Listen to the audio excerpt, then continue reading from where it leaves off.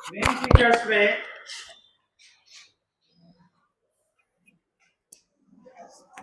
अगर बोला जाए मोनेरा का इंपॉर्टेंट फीचर क्या है, तो मोनेरा के इंपॉर्टेंट फीचर में क्या आएगा? प्रोकैरियोटिक है, सिंगल सेलुलर है।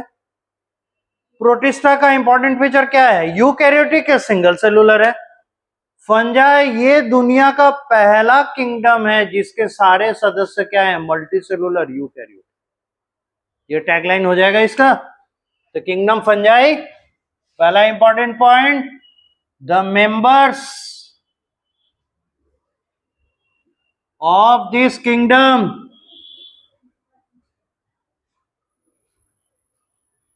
Are multicellular and eukaryotic. Multicellular eukaryotic. दूसरा इंपॉर्टेंट फीचर, दे एग्जिबिट मतलब शो करना, they exhibit the kind of body structure called filament. इनके बॉडी स्ट्रक्चर को फिलामेंट कहा जाता है। दरअसल है क्या, भले ये मल्टीसेलुलर यूकैरियोटिक हैं, पर इनका जो सेल डिवीजन होता है ना, वो सेल डिवीजन ऐसा है कि न्यूक्लियस डिवाइड करके चुपचाप हो जाता है। बहुत सारे में ऐसा है, न्यूक्लियस डिवाइड किया, चुपचाप रह गया। हम लोग क्या जानते हैं सेल डिवीजन में भाई? Cytokinesis, before that karyokinesis already takes place. Karyokinesis होगा, फिर साइटोकाइनेसिस होगा। ये साहब लोग क्या करते हैं? कैरियोकाइनेसिस करते चलते हैं, साइटोकाइनेसिस का ये नहीं करते, फिक्र नहीं करते। तो बहुतों में है कि साइटोकाइनेसिस होता नहीं है, कैरियोकाइनेसिस हो गया। कुछ में है कैरियोकाइनेसिस के बाद साइटोकाइनेसिस इनिशिएट तो होता है, but then there is a full stop. थोड़ी दूर आगे चला, बोले थक गए, छोड़ो, कहानी खत्म। फिर नया डिवीजन कर लेता है न्यूक्लियस का। तो कैरियोकाइनेसिस समझ ही रहे हैं, न्यूक्लियस डिवीजन, और साइटोकाइनेसिस समझ ही रहे हैं, साइटोप्लाज्म डिवीजन। तो ये ऐसे शख्स हैं जो कि सेल डिवीजन को पूरा पूरा फॉलो नहीं करते, और इसीलिए मल्टीसेलुलर होने के बावजूद सिंगल सेलुलर स्टेटस भी नहीं छोड़ा है। तो मल्टीसेलुलर बहुत बड़ा हो गया, साइटोप्लाज्म का कंटेंट इतना बड़ा नहीं होगा, मतलब दिखाने के लिए, समझने के लिए कर रहे हैं। ये है तो माइक्रोस्कोपिक, माइक्रोस्कोप का जरूरत पड़ता है इनको देखने के लिए, फंजाई को अच्छे से समझने के लिए। लेकिन जब माइक्रोस्कोपिक व्यू आप लीजिएगा तो आपको दिखाई पड़ेगा इतने बड़े बड़े फिलामेंट्स हैं, ठीक है, 1-1 मिलीमीटर, 2-2 मिलीमीटर की लंबाई लिए हुए हैं, लेकिन उनमें क्या है? कोई भी पार्टीशन नहीं है, पूरा का पूरा साइटोप्लाज्म से घिरा हुआ है। और हम लोग उसमें क्या पाते हैं कि मल्टीपल न्यूक्लिएटेड है, बहुत सारे न्यूक्लियस उसमें। ये है फंजाई का स्टेटस। इसीलिए न तो इसे सिंगल सेलुलर कह सकते हैं, न तो ट्रू मल्टीसेलुलर कह सकते हैं, क्योंकि अगर मल्टीसेलुलर होगा तो आप अलग अलग सेल दिखाइएगा ना भाई, आप सेल दिखाई ही नहीं रहे अलग, सबको मिला के रखे हुए। इसीलिए इनके बॉडी स्ट्रक्चर को हम लोग फिलामेंट कहते हैं, ठीक है। This is the reason. Serial number 3, their cells show loose tissue level organization।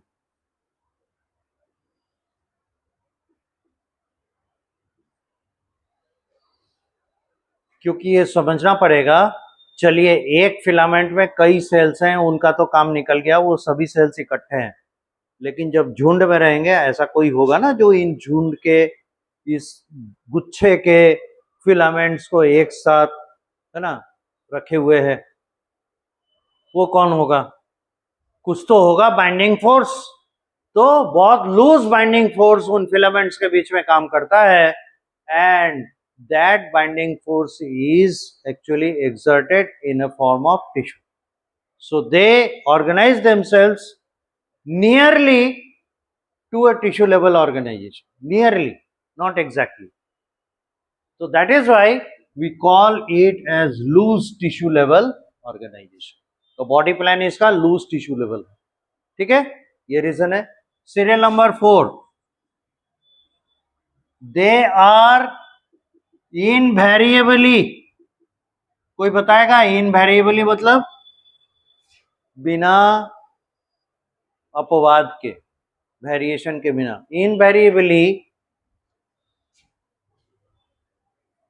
Multi nucleated except yeast या ईस्ट. ईस्ट ऐसा फंजाई है जो मल्टी न्यूक्लिएटेड नहीं, सिंगल न्यूक्लिएटेड है, सिंगल सेलुलर है. एज बिकॉज इट इज, यानी yeast is a single cellular fungi. इसके बारे में तो हम लोग जानते ही हैं, जब 10th में बायो प्रोसेसेस पढ़ रहे थे, लाइफ प्रोसेसेस पढ़ रहे थे, उस पर रेस्पिरेशन पढ़े हैं ना. रेस्पिरेशन पढ़ते समय देखे होंगे एरोबिक एनारोबिक दो था. एनारोबिक रेस्पिरेशन में आप पढ़े होंगे फर्मेंटेशन होता है, और एरोबिक रेस्पिरेशन में टीसीए साइकिल होता है, जहाँ माइटोकॉन्ड्रिया इन्वॉल्व हो जाता था. तो वो वाला फर्मेंटेशन करने वाला ईस्ट.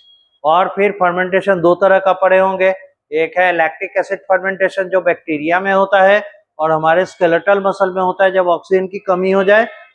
सब मेमोरी डाउन द लेन हो रहा है, एक बार हम लोग घूम के आ रहे हैं 10th वाला माहौल. और जो फंजाई होते हैं उनमें इथेनॉल फर्मेंटेशन या अल्कोहल फर्मेंटेशन, तो वहां ईस्ट का एग्जांपल लिए थे, वही वाला ईस्ट है, ठीक है. तो ये अकेला एक एक्सेप्शन है जो कि सिंगल सेलुलर होता है, बाकी सभी multi cellular, right. Serial number 5,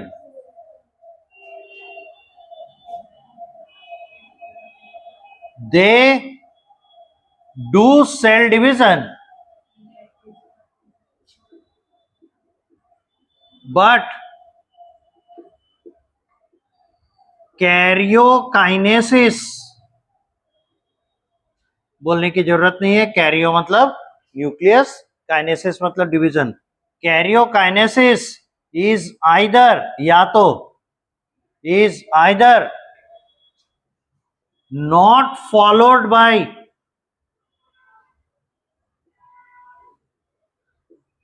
cytokinesis or is followed by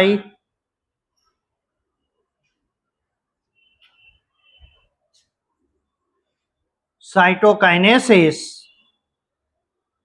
such that, ऐसा इस प्रकार साइटोकाइनेसिस होता है, such that the cell plate does not form completely.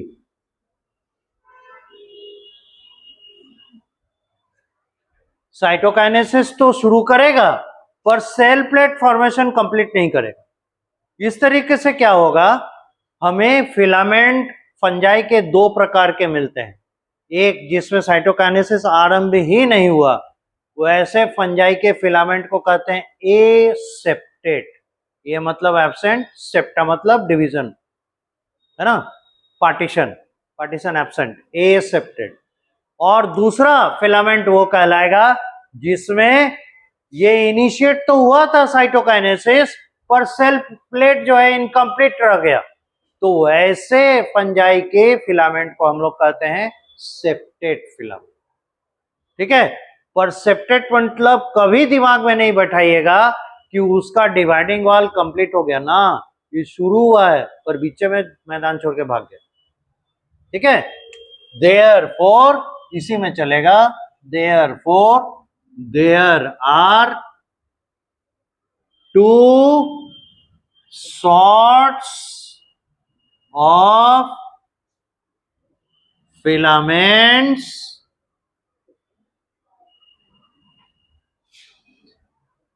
a septate filament and septate filament। तो जरा चित्र भी देख लीजिए। बहुत सारे लोग इस बात को नहीं समझते हैं और कह बैठते हैं सर फोटो बनाना था। अरे फोटो नहीं बनाना था, डायग्राम बनाना था। यहाँ चित्र भले कहते हो लेकिन डायग्राम कहेंगे। यह है सेल वॉल और यह है सेप्टा एब्सेंट, ये है साइटोप्लाज्म और ये जो डॉटेड स्ट्रक्चर्स देख रहे हैं मल्टीपल न्यूक्लियाई।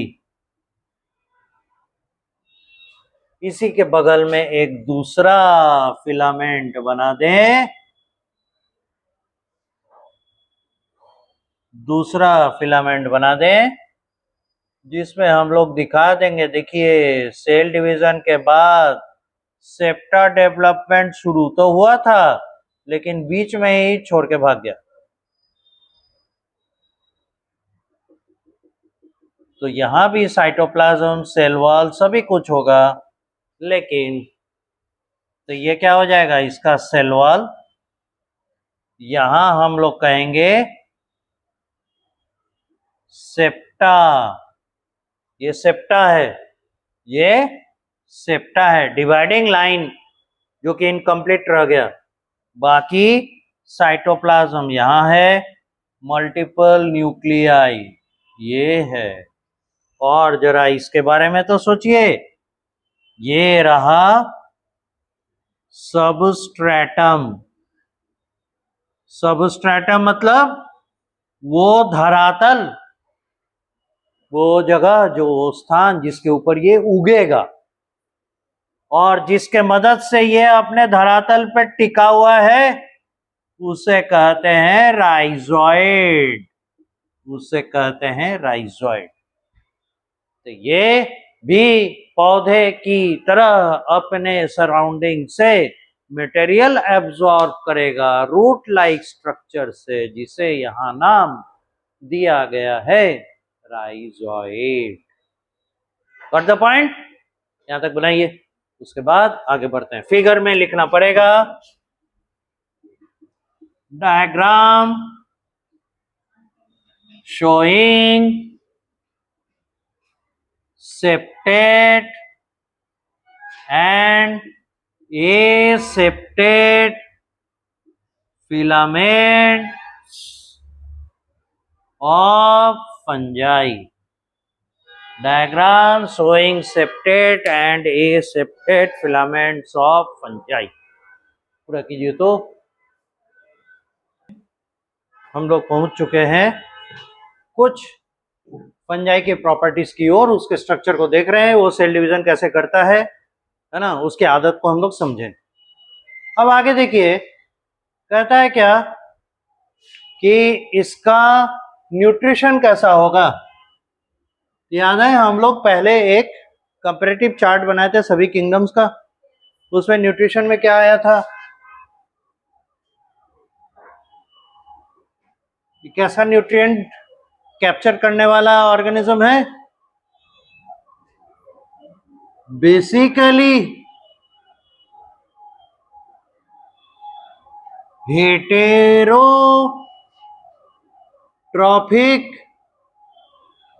एंड सैप्रोफिटिक,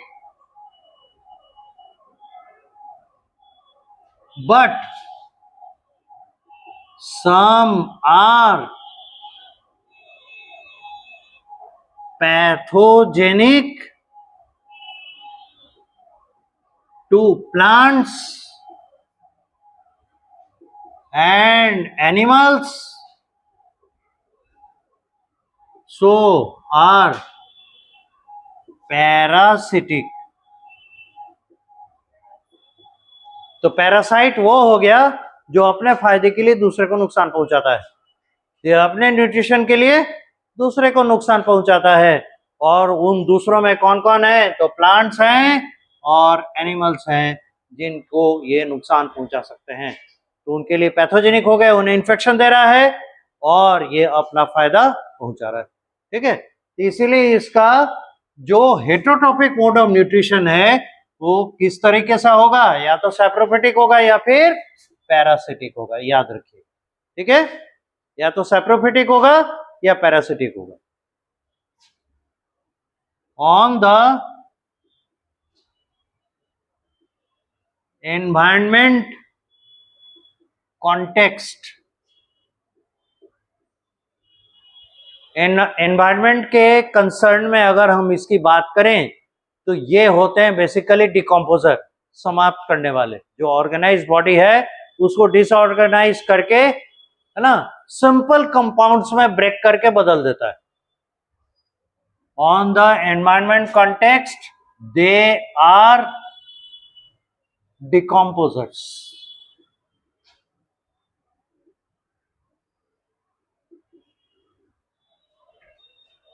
और ये माइक्रोस्कोपिक भी है। Serial number 7, cell wall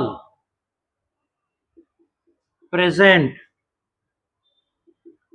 made of, बताइए तो क्या?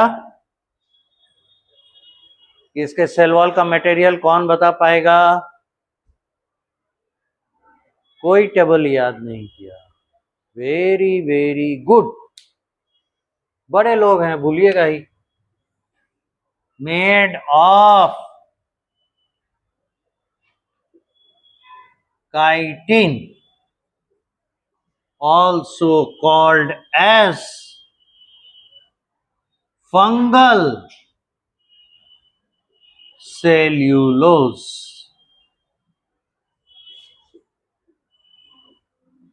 मोनोमर, यही याद रखिएगा, monomer of cellulose is glucose and monomer of chitin is N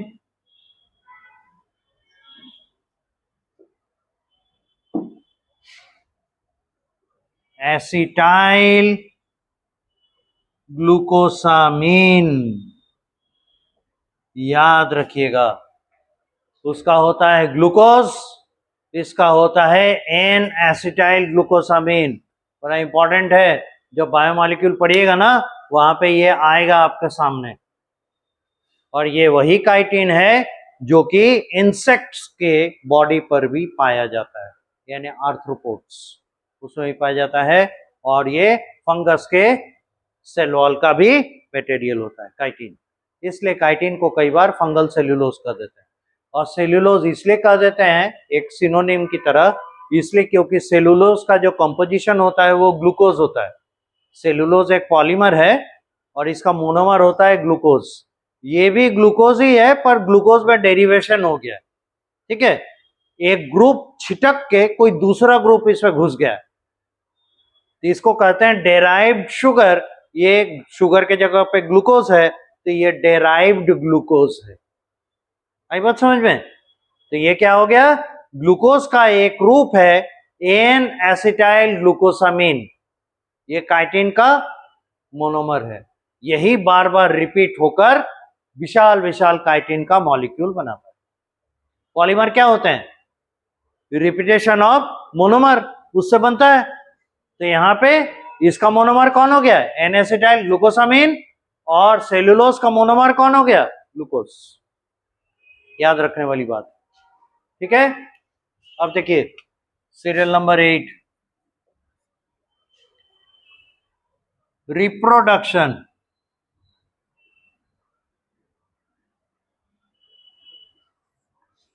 they reproduce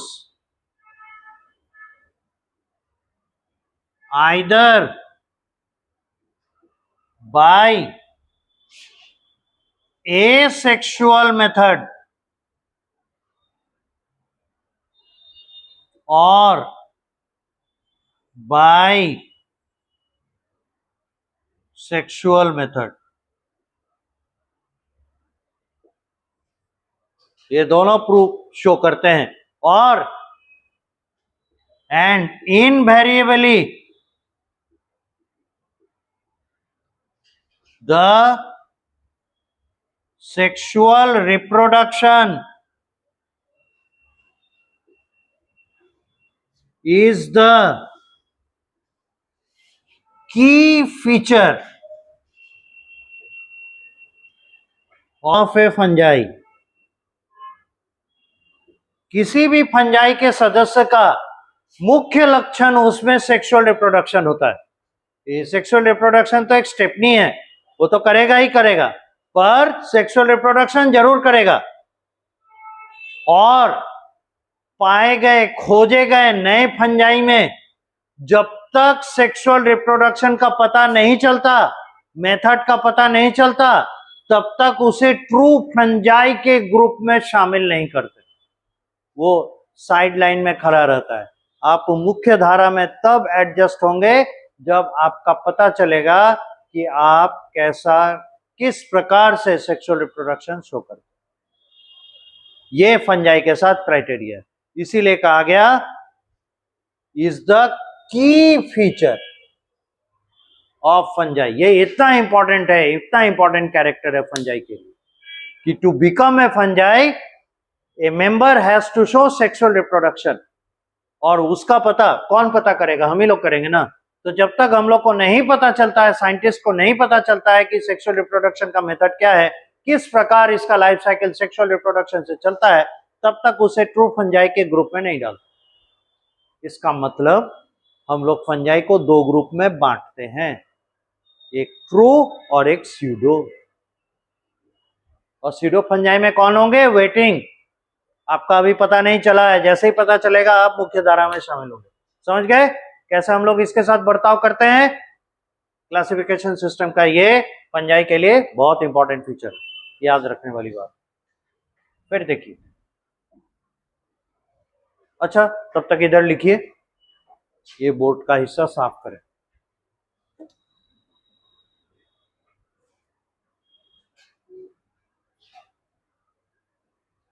यहां तक पे किसी को कोई डाउट, कंफ्यूजन कहीं पे?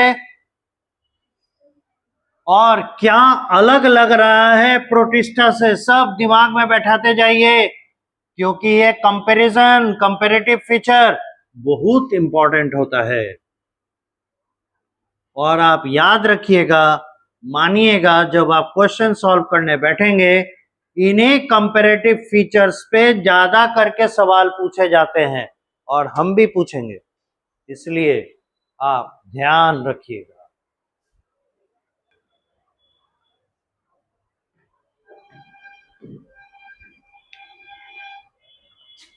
सीरियल नंबर 9 इसी से रिलेटेड है. ये किसी भी प्रकार का रिप्रोडक्शन करें, चाहे एसेक्सुअल रिप्रोडक्शन करें, चाहे सेक्सुअल रिप्रोडक्शन करें, अब हम लोग जानेंगे उनका कौन सा ऐसा स्ट्रक्चर है जो उनके जीवन को आगे बढ़ाता है. That is called spore. Spore. They either bye asexual means or by sexual means form spores. Spores are dispersed. Dispersed मतलब फैलाना या फैलना. Spores are dispersed in air और water to migrate to a suitable place for their growth.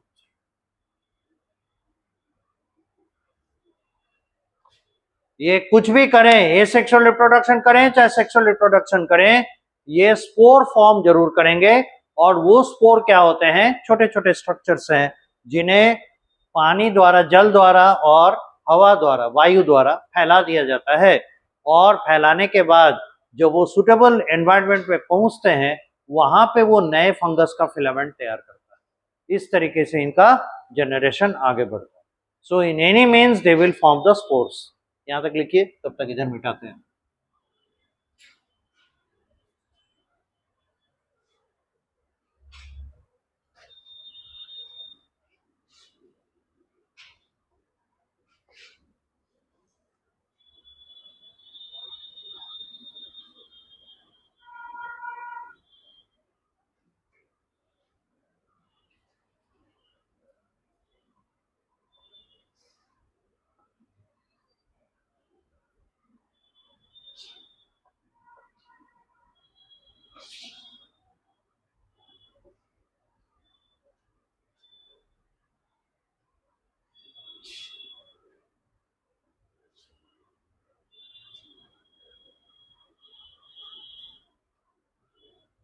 Fungi में important होगा इसका classification, उसका feature और साथ ही साथ उसके एग्जाम्पल्स। और एग्जाम्पल में वो ज़्यादा इंपॉर्टेंट होंगे जो कुछ खास विशेष काम करते हैं, या तो वो इन्फेक्शन फैलाते हैं या फिर फ्री लिविंग है, किस तरह के हैं, कैसा है, वो इम्पोर्टेंट है। तो उस तरीके से हम लोग को फंजाई के बारे में आगे जानना पड़ेगा। ये क्या कर रहे हैं? या तो ये एसेक्सुअल या सेक्सुअल स्पोर बना रहे हैं और स्पोर दूसरी जगह फैल रहा है। इसको 9A कर दीजिए, इसको 9B कर दीजिए, 9C में आइए। सम ऑफ द नेम्स और types of asexual spores are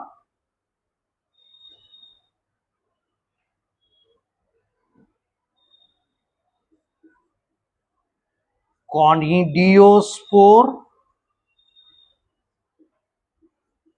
zoospore, aplanospore, etcetera. इसमें जूस्पोर जो है ये मोटाइल होता है, motile having flagella, can swim in water.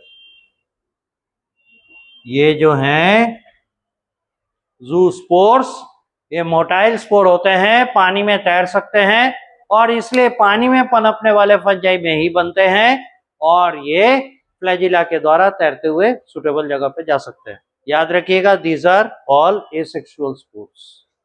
ठीक है, अब आइए 9 के डी में। फुटबॉल में डी का मतलब समझते हैं? किसी को फुटबॉल में इंटरेस्ट है? पता ही नहीं। फुटबॉल में 2 टीम खेलती है ना, दोनों का अपना अपना गोल होता है। तो गोल के आगे देखिएगा एक लाइन खींचा हुआ और ऐसे अर्धचंद्राकार हाथा आधा गोला खींचा हुआ रहता है, दैट इज कॉल्ड डी। वो उसका कोर एरिया है। तो उसी से याद आया डी, तो इसीलिए बोले हम लोग जब खेलते थे बोलते कि डी में बॉल चला जाएगा, बचाओ एटसेट्रा। एनीवे, यहाँ आइए, चौथा है इसका, वो है क्या? सम ऑफ द।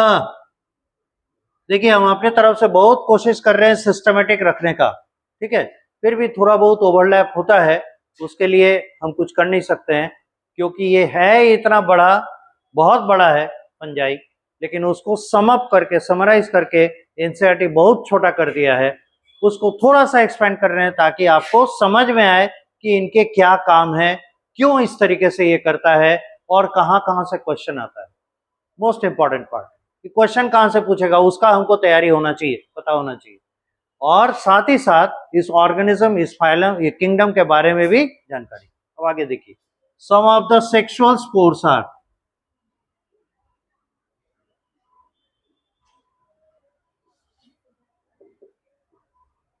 जाइगोस्पोर,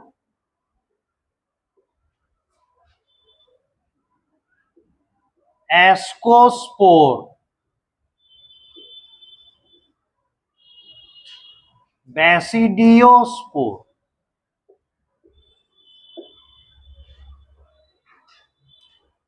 ये याद रखने वाली बात, यहां तक नोट कीजिए, फिर आगे बढ़ते हैं। अब चलिए, इसके बाद जो इंपॉर्टेंट पार्ट बचता है फंजाई के बारे में वो है इसका क्लासिफिकेशन। तो serial number 10, classification of kingdom fungi.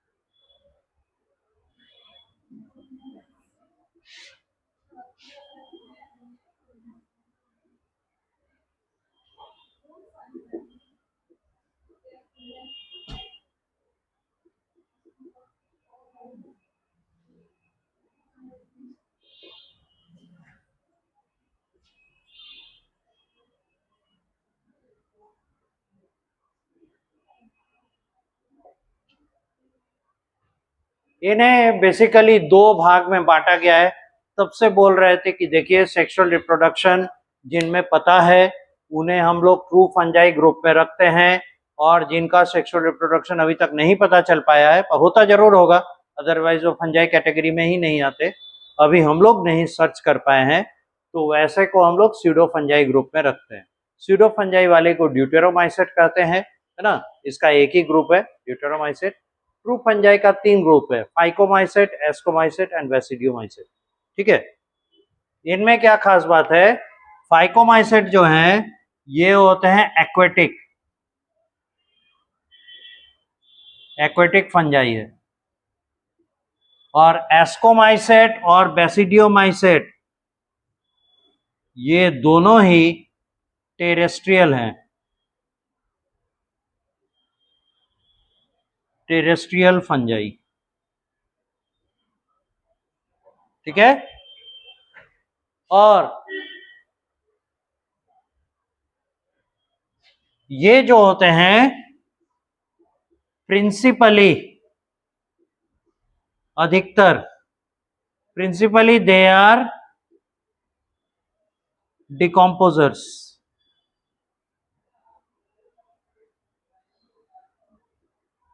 यानी अधिकतर इसके ग्रुप के मेंबर्स सेप्रोफिटिक होते हैं। एस्कोमाइसेट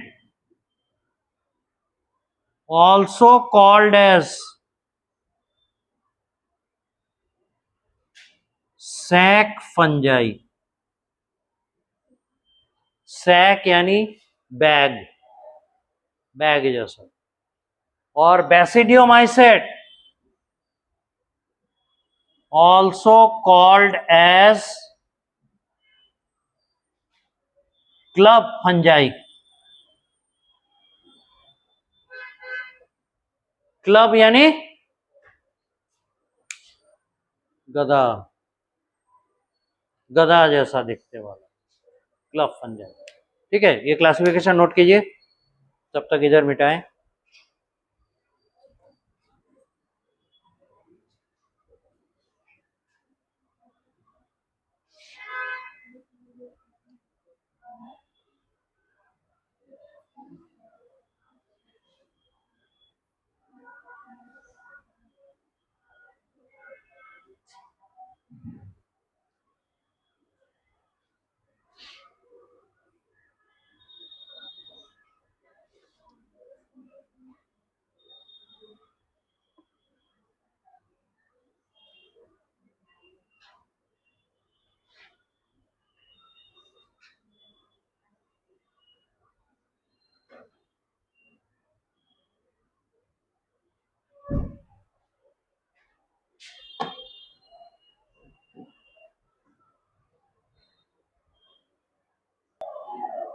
आइए पढ़ें फंजाई को।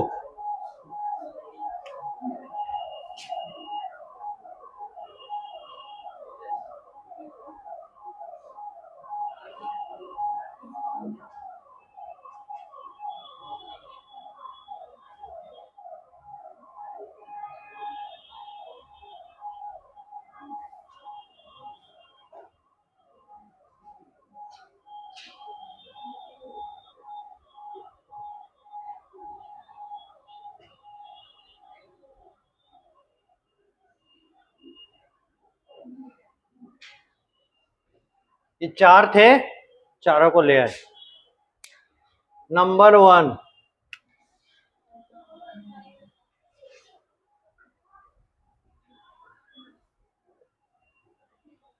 ऐसा करते हैं, इसको बाहर कर देते हैं, कॉलम से बाहर।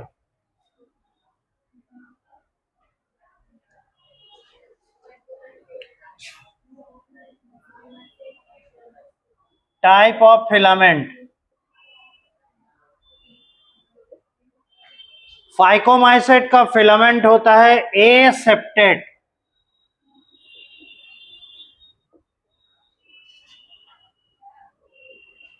कोएनोसाइटिक, और कोएनोसाइटिक का मतलब होता है मल्टी न्यूक्लिएटेड।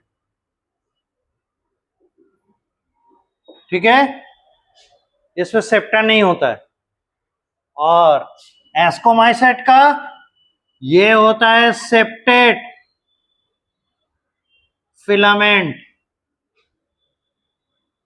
और कोएनोसाइटिक। अच्छा लग रहा है? बहुत अच्छा लग रहा है। बेसिडियोमाइसेट ये भी होता है सेप्टेट एंड कोएनोसाइटिक, और ये भी होता है सेप्टेट कोएनोसाइटिक। अब इस कंपैरिजन से आपको एक बात बताए, पहले समझ लीजिएगा, उसके बाद ध्यान से लिखिएगा, क्योंकि हो सकता है ऊपर उतर चढ़ाव हो, फिर आप लिखे फिर आपको लगेगा वो काटे कहाँ जोड़े कहाँ, इसलिए रुक जाइएगा।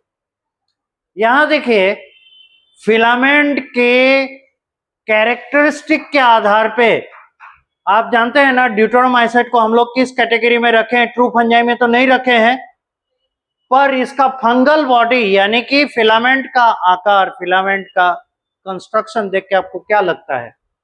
इसमें जाएगा कि इसमें जाएगा कि इसमें जाएगा? अगर इसको ट्रू फंजाई में घोषित कर दिया गया, ये क्वालिफाई कर गया, क्यों ये ट्रू फंजाई नहीं है? कौन बताएगा? क्योंकि क्योंकि हाँ, स्यूडो फंजाई है। क्यों? क्योंकि इसका अभी, बोलिए, अभी तो पढ़ा है इतना बार, सब खा गए।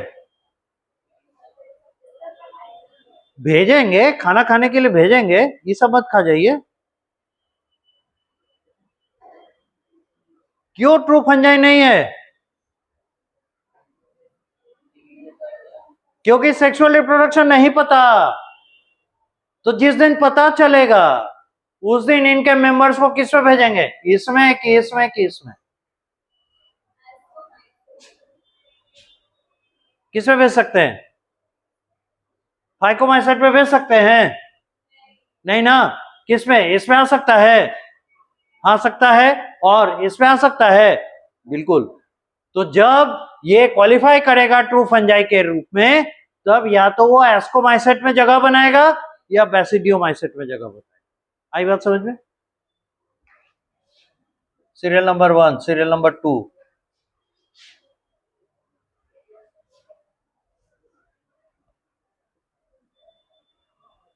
टाइप ऑफ न्यूट्रिशन,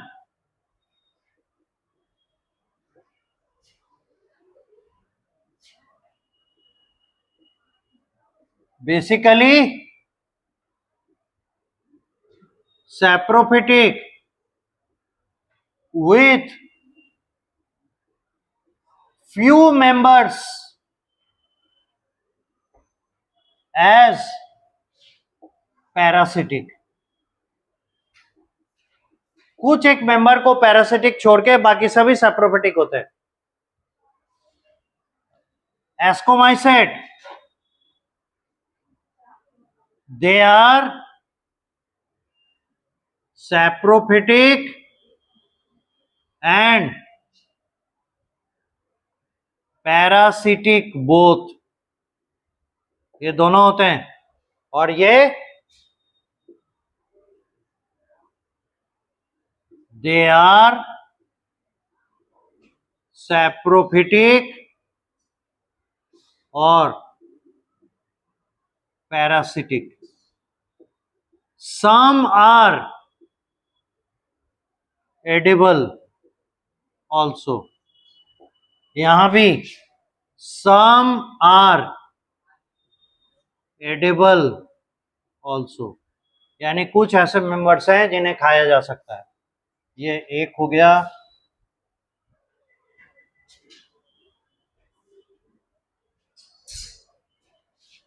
ये दूसरा प्रॉपर्टी.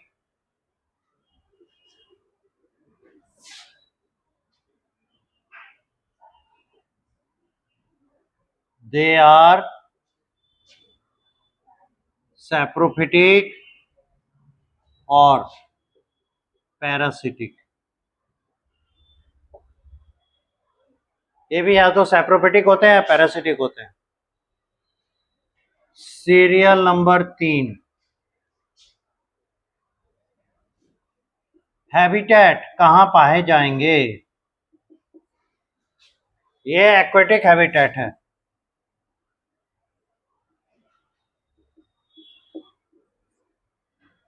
इसका टेरेस्ट्रियल,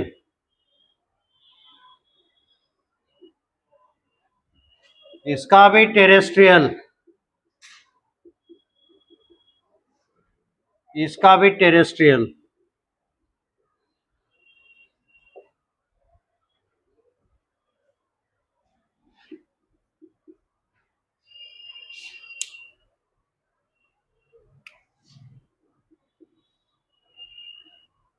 एसेक्सुअल रिप्रोडक्शन,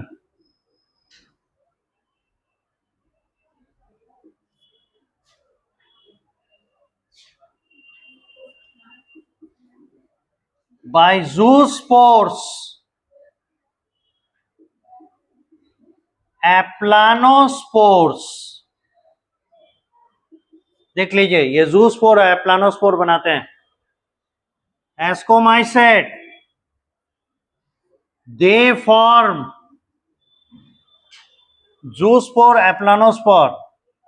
मोटाइल है ये और ये नॉन मोटाइल है.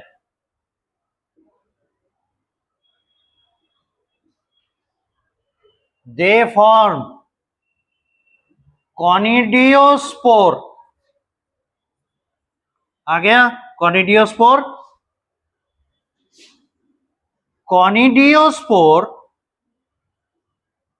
या conidiospores are produced in a special, विशेष होता है इसका, special type of filament called conidia. तो इसके जो स्पेशल फिलामेंट कॉनिडिया है उन्हीं में कॉनिडियोस्पोर प्रोड्यूस होगा. और कॉनिडियोस्पोर क्या होता है? These spores are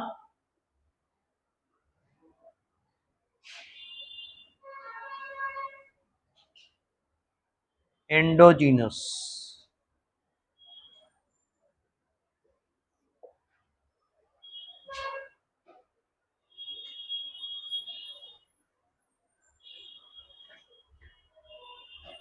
Basidiomycete, they don't form asexual spores, but vegetative propagation by fragmentation is observed.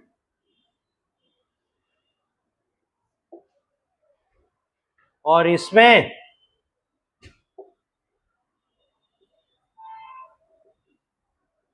कॉनिडियोस्पोर्स और फ्रैगमेंटेशन,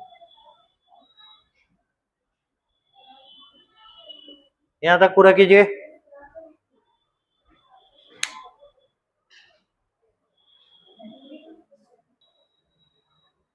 चलिए आगे बढ़े। हाँ, एक गड़बड़ है, इसको जरा करेक्ट कर लीजिएगा। यहाँ एंडो हो गया, इसको एक्सोजीनस कर लीजिएगा। अच्छा, इसको करेक्ट कर लीजिएगा, एक्सोजीनस होगा।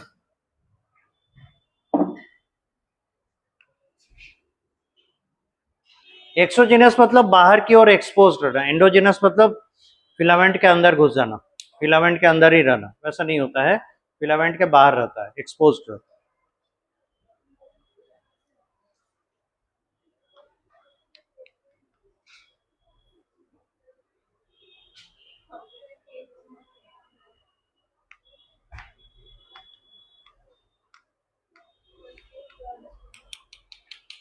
हो गया?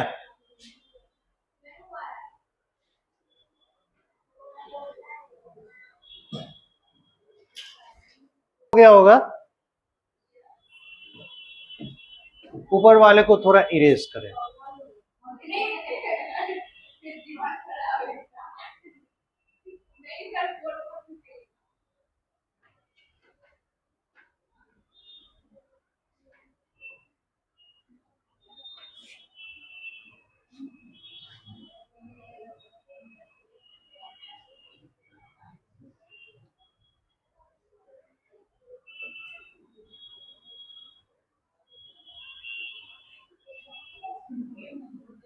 अब देखिए,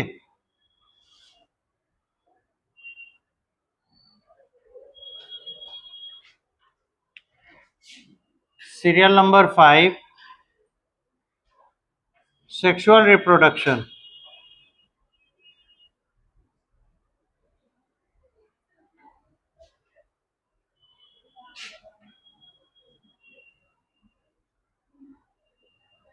Gametes are released in water, fuse and form a 2n मतलब डिप्लॉयड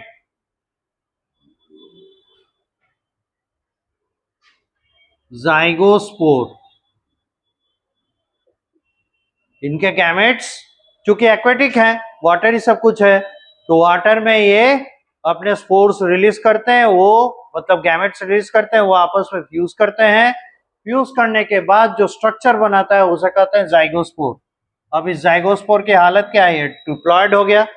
और बॉडी ऑफ द ऑर्गेनिज्म क्या है? हैप्लॉयड। तो डिप्लॉयड से हैप्लॉयड पे आना पड़ेगा। Then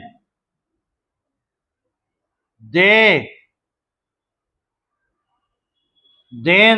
do meiosis to produce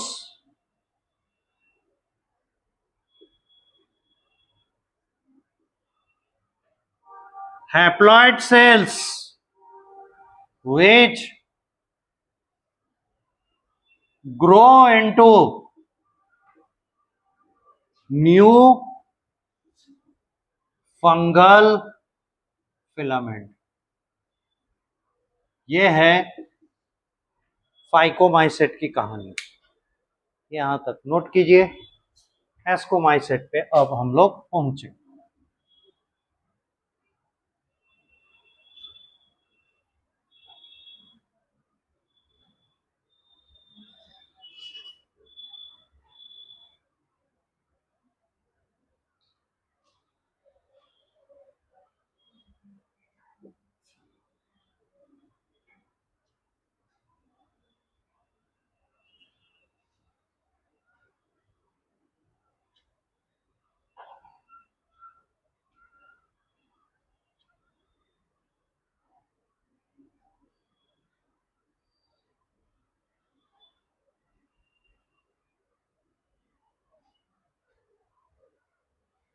इधर नीचे बिठा दें।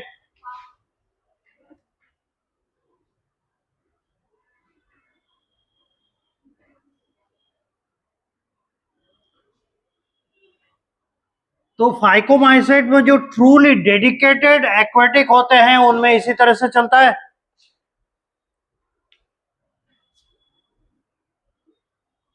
Those which grow on soil,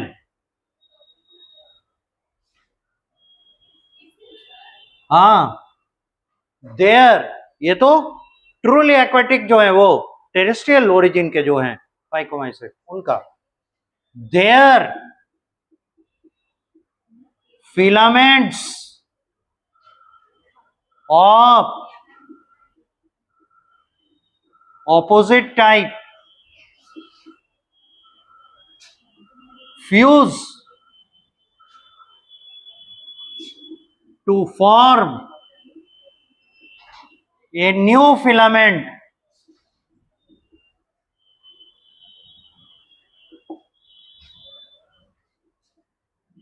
after, बात कीजिएगा तो नहीं समझ में आएगा, आफ्टर फिलामेंट फ्यूजन। अभी पूछना शुरू कर देंगे, नहीं बताइएगा तो खड़ा हो जाइएगा, बोल देते हैं। After filament fusion their cytoplasm fuse, दोनों का साइटोप्लाज्म मिक्स हो जाता है तो फ्यूजन कहेंगे। And nuclei also fuse, acquiring 2n nuclei, diploid nucleus बना लेते हैं और उसके बाद फिर ये मियोसिस कर करके स्पोर्स बनाता है और वो स्पोर फिर बिखरता है और नए फंगल फिलामेंट बनते हैं। Then meiosis produces haploid spores dispersed for new filament formation, तब जाके इनका नया फिलामेंट बनता है।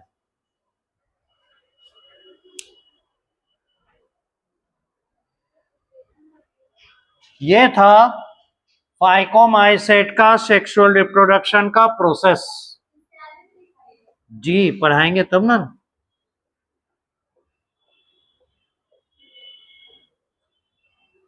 पहले यहां तक पूरा कीजिए और हम पूछेंगे कितना समझ में आया।